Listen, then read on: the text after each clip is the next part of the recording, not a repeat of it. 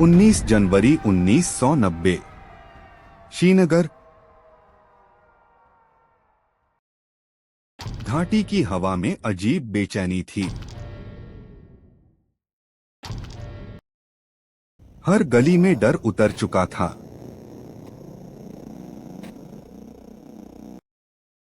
दूर पहाड़ों के बीच से आवाजें गूंज रही थीं। मस्जिदों के लाउडस्पीकर पूरी घाटी में गूंज रहे थे। लेकिन उस रात आवाजों में सिर्फ प्रार्थना नहीं थी। उन आवाजों में डर छुपा था।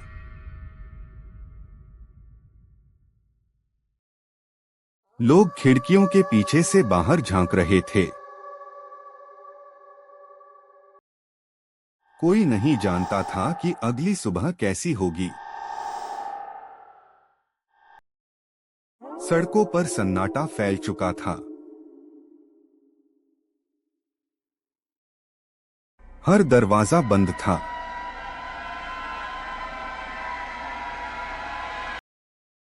घाटी का डर अब घरों के भीतर पहुंच चुका था। रात गहराती जा रही थी।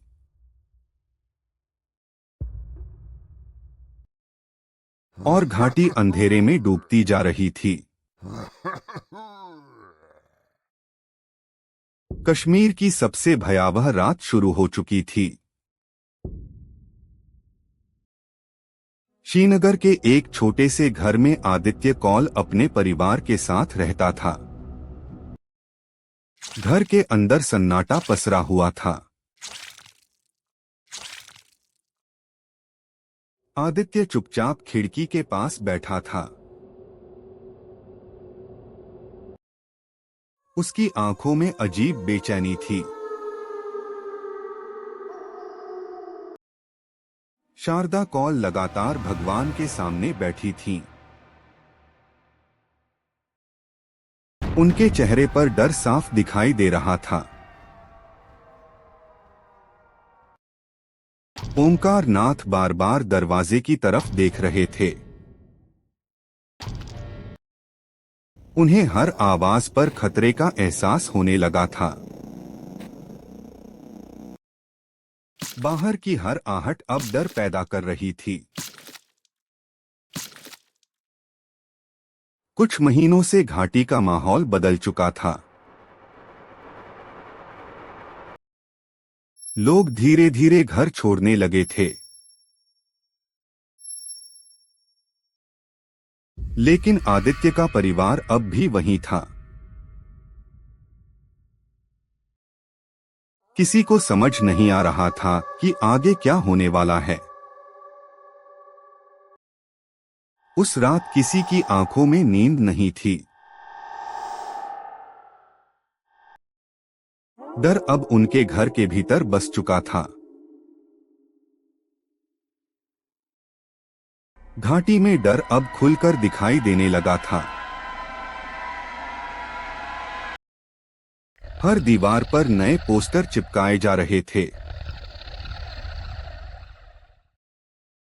रात के अंधेरे में नकाबपोश लोग घूम रहे थे। लोग अब रात में बाहर निकलने से डरने लगे थे। हर घर में डर और फुसफुसाहट थी। कुछ लोगों को धमकी भरे पत्र मिलने लगे थे। घाटी में हत्याओं की खबरें फैलने लगीं।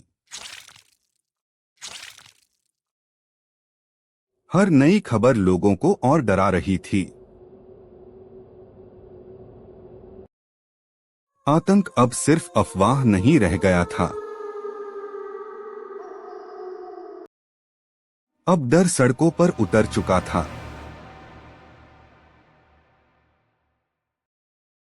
आदित्य के पिता लगातार चिंतित रहने लगे थे।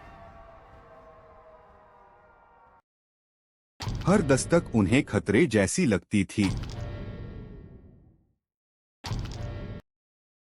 कई परिवार अचानक गायब होने लगे थे। लोग बिना किसी को बताए घाटी छोड़ रहे थे। घाटी का हर चेहरा डरा हुआ था। श्रीनगर की गलियां अब पहले जैसी नहीं रहीं। हर कोने में अनिश्चितता छुपी हुई थी। रातें अब और भी खामोश हो गई थीं। कश्मीर धीरे धीरे डर की गिरफ्त में जा रहा था और लोगों को समझ आ चुका था कि अब कुछ बहुत बड़ा होने वाला है। आज मैं तुम्हें हराने वाला हूँ आदित्य।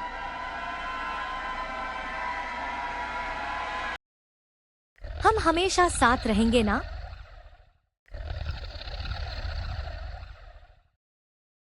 लेकिन अब घाटी के हालात बदल चुके थे। यासिर, तुम बदल गए हो।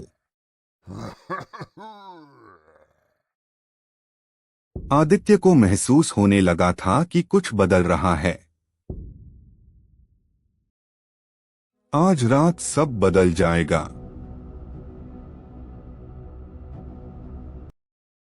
उन लोगों के हाथों में हथियार थे। अब बहुत देर हो चुकी है आदित्य। दोस्ती की जगह अब शक ने ले ली थी। घाटी अब रिश्तों को भी तोड़ रही थी। यासिर अब आदित्य की आंखों में देखने से बचने लगा था। ये हमारा कश्मीर नहीं रहा। लेकिन घाटी का डर अब हर इंसान को बदल रहा था। अब किसी पर भरोसा करना मुश्किल हो चुका था और आदित्य को महसूस हो चुका था कि आने वाले दिन और खतरनाक होने वाले हैं। 19 जनवरी 1990 की रात शुरू हो चुकी थी। हम क्या चाहते?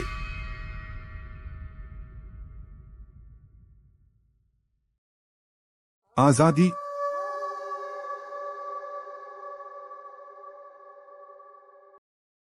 उन आवाजों ने पूरी घाटी को डरा दिया था। ये सब क्या हो रहा है?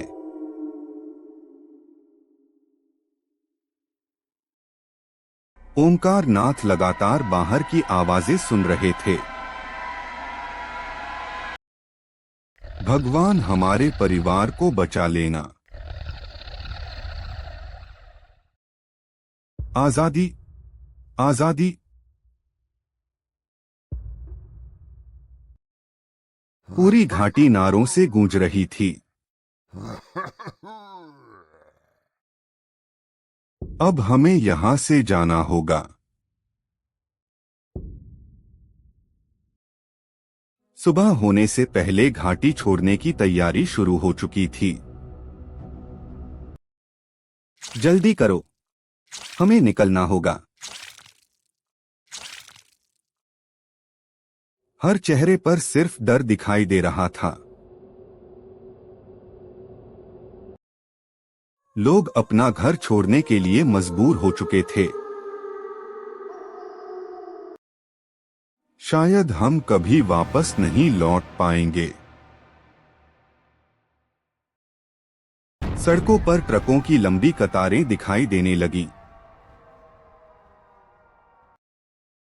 हर ट्रक में डरे हुए परिवार बैठे थे। क्या हम फिर कभी अपने घर आएंगे?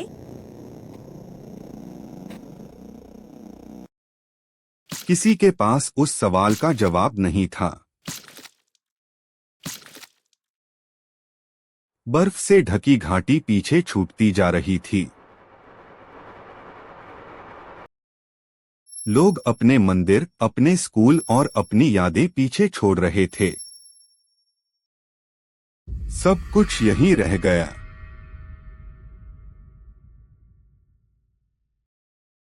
सैकड़ों परिवार एक साथ पलायन कर रहे थे। घाटी अब धीरे धीरे खाली होती जा रही थी। कई लोग रास्ते में रोते हुए दिखाई दे रहे थे। हमने कभी नहीं सोचा था कि ऐसा दिन भी आएगा। बच्चे ठंड में अपने माता पिता से चिपके हुए थे। हर आंख में सिर्फ दर्द था।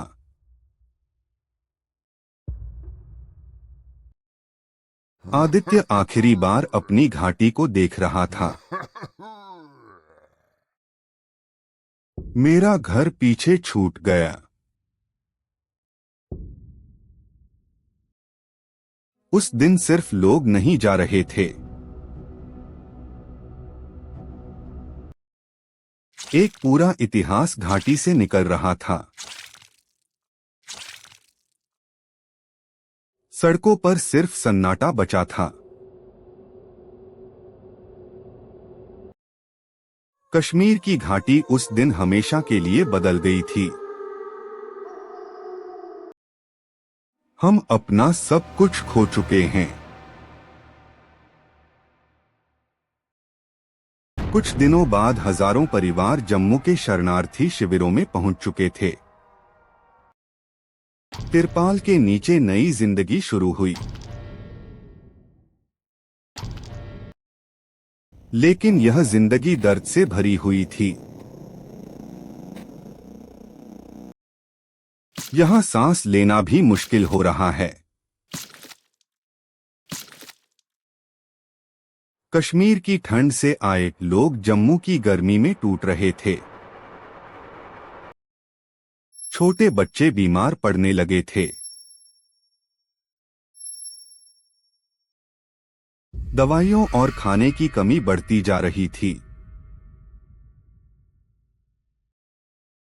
हमने अपना घर भी खो दिया और चैन भी।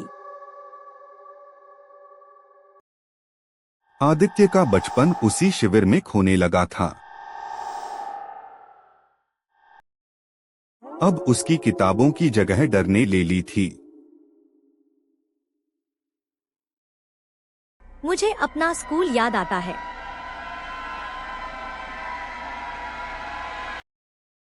कई बूढ़े लोग सदमे में बीमार पड़ चुके थे।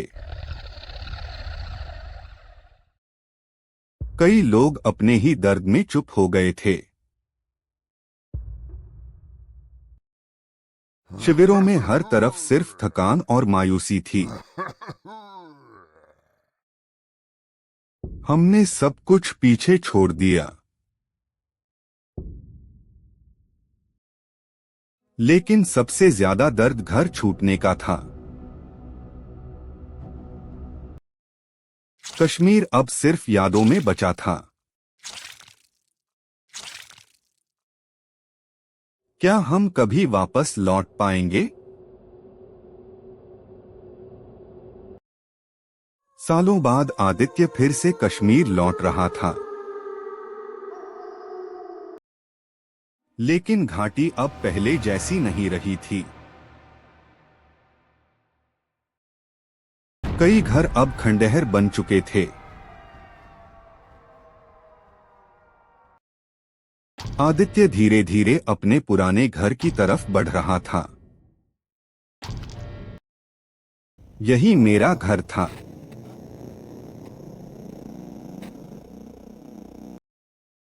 टूटी खिड़कियों के पीछे सिर्फ सन्नाटा बचा था। उसे अपने बचपन की आवाजें याद आने लगीं। उसे अपनी माँ की आवाज फिर सुनाई देने लगी। हम सब यहाँ बहुत खुश थे। लेकिन उस रात ने सब कुछ बदल दिया था। कश्मीर की वह रात आज भी हजारों लोगों की यादों में जिंदा है। कुछ जख्म कभी नहीं भरते।